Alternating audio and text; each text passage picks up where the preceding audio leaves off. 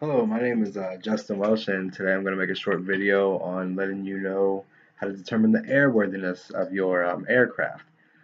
This is the exact answer I used on my check ride not too long ago, maybe like a week, no, not even a week, maybe 4 days ago, and the DPE found it acceptable.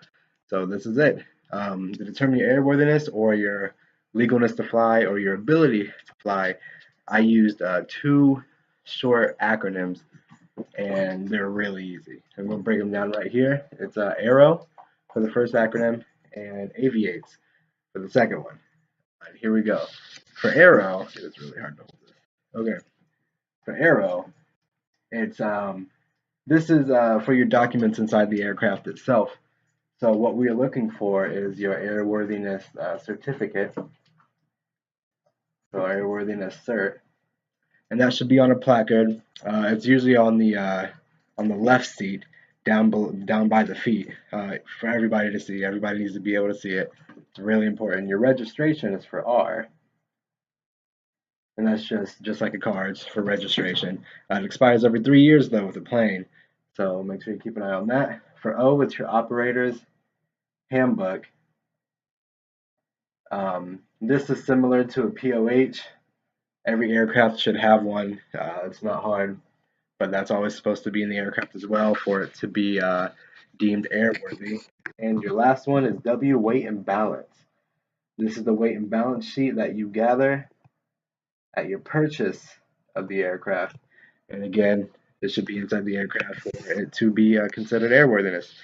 Um, for the second part, for your aircraft to be determined to be airworthy, is an acronym I used, Aviates. These are all basically the tests that your aircraft have to pass and the maintenance your aircraft has to go through and maintain to be deemed airworthy.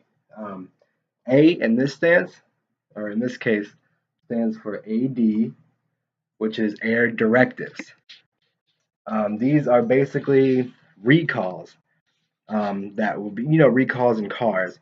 You know how the manufacturer just recalls a certain make and model of that year to fix problems they found out later after they released them. Same thing with air directives. Same exact thing. V is for VOR, and that's just updating and maintaining your VORs.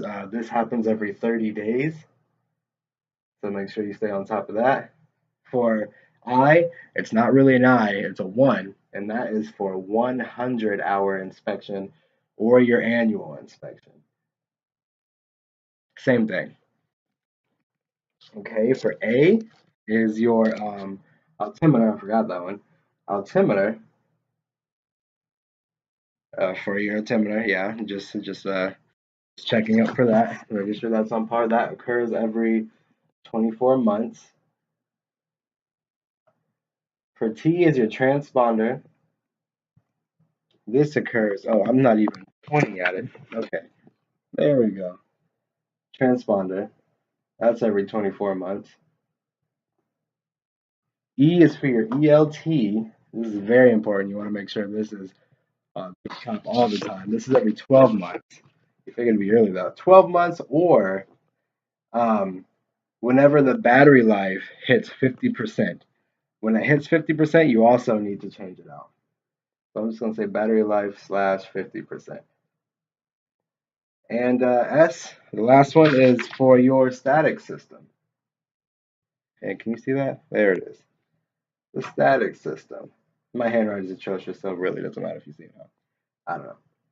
But yeah, and that occurs every 24 months like the altimeter and transponder.